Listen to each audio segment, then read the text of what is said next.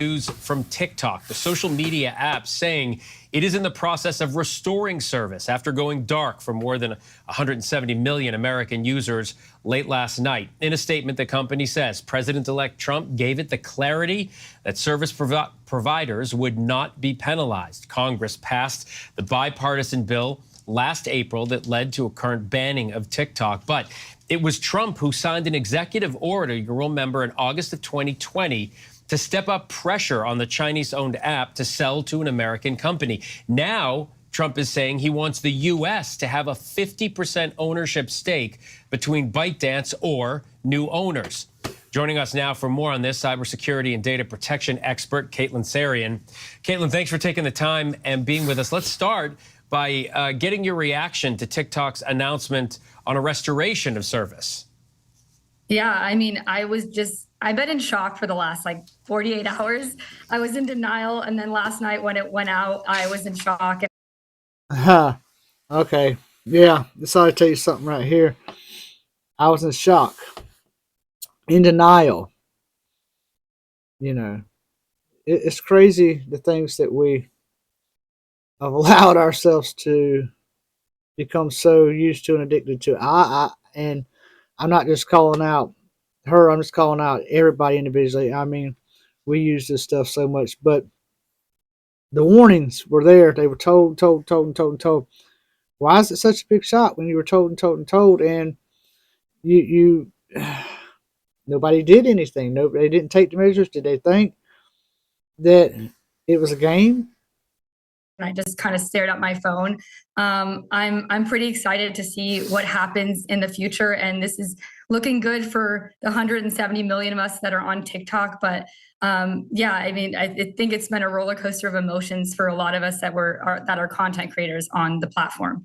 So online, you are known as Cybersecurity Girl. You create content specifically educating your viewers on topics like data protection and privacy, things of that nature. Congress and the Supreme Court say this is a national security risk. Not necessarily just TikTok, but apps owned by foreign adversaries or companies that are from a foreign adversary. Do you believe Americans' information is really at risk here?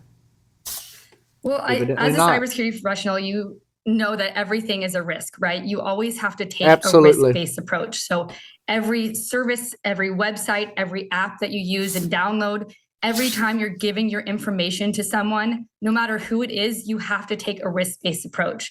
And for me personally, when I heard back when TikTok was going to partner with Oracle and try to move their services over to the US, I think this was 3.5, almost 4 years ago now, I started feeling more comfortable going on the platform. So before I actually didn't go on the platform. Okay. So now we got this come out, she's about to say, I believe, before she didn't go on the platform. She was evidently a little bit concerned herself about the platform because she said that when she heard that they were going to move to American ownership, I guess that she was more apt to do it. Let's hear more about this. Platform. I took that risk-based approach. I said, I don't feel comfortable giving my data to China at that moment in time. Not at all. When I heard that TikTok was starting to partner with Oracle, I decided, hey, my risk-based approach it's okay because I feel like my purpose is bigger and I'm going to be able to reach a larger audience.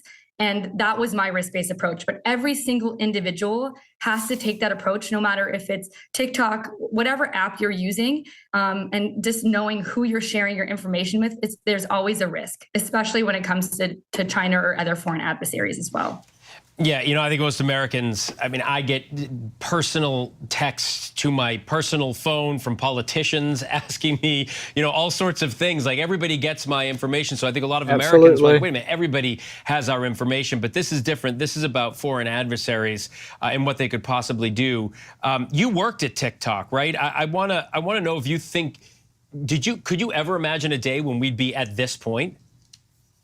No. And again, TikTok was always about inspiring creativity and bringing joy. So I actually started my TikTok, and then ironically, I got my job at TikTok from my TikTok. So I grew really well on TikTok for about a year. And then I applied to a job at TikTok because I was so passionate about their mission.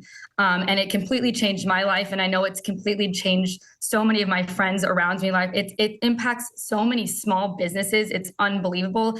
And it is a little bit ironic that I truly feel like the TikTok app is the American dream, right? It's allowing people to reach worldwide. It's allowing small businesses to expand outside of their small hometowns. It's really bringing in tons of money. Well, my goodness.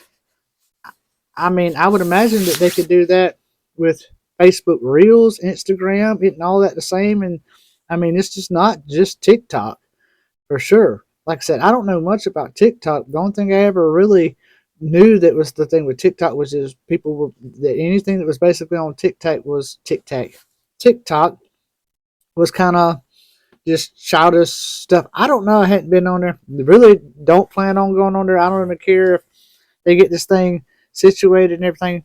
I'm still not going to be a TikTok user, but you know, my main thing, I guess, is I don't think anybody should have this right taken from them. If you know, especially if they're making money on here, and I think that the information is important. I think we need to get that figured out. But let's get that figured out and just let these people use whatever apps they want to use for American citizens. And so I had such a passion and purpose. I really, really wanted to work there. And seeing all the behind the scenes, I want to preface that I did not work for, there's two separate TikToks, right? There's a TikTok US after Trump had stated that he wanted to bring it more to the US or sell to the US. So they started splitting off.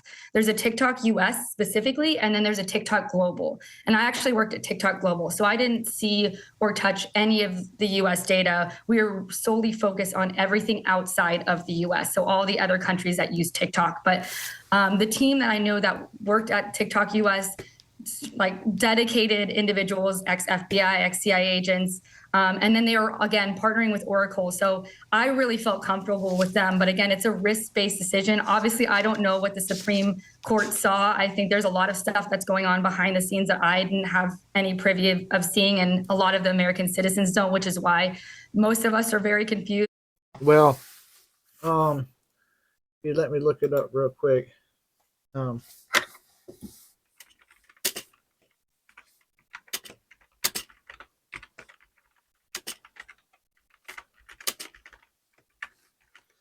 Give me a minute, guys. Sorry. All right, guys. This is the main gist of the TikTok traceability of users' data. Location. TikTok can track your country's location, and with your consent, your exact location. TikTok uses the information to show you relevant content and ads.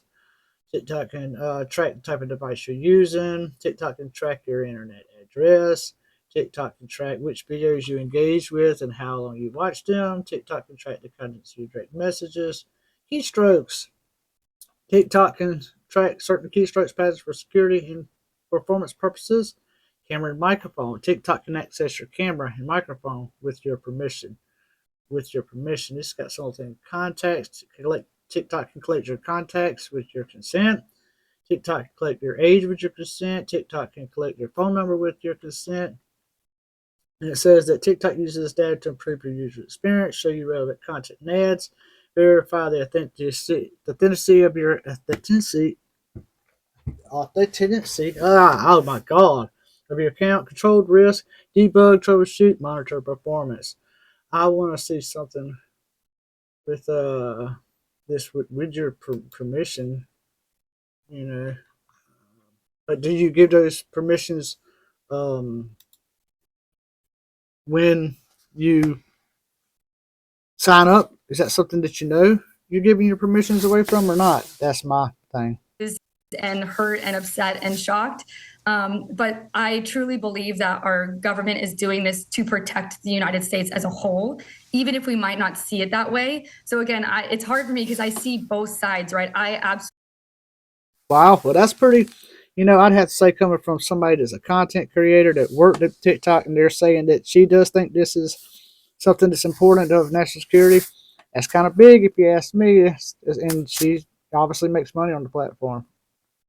Love the platform. I've seen how much it impacts people, but I also see the negative side effects of apps and just cybersecurity as a whole. So it's it's very hard for me to judge. All I know is personally, I don't regret my decision of going on TikTok.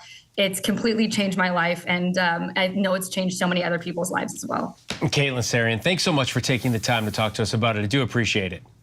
Yep, no problem. Thanks for having me. The report says Trump could possibly issue an executive order to save the app once he's in office. Now, that would suspend the enforcement of the ban or sale for 60 to 90 days, buying the new administration time to find a solution. Joining me now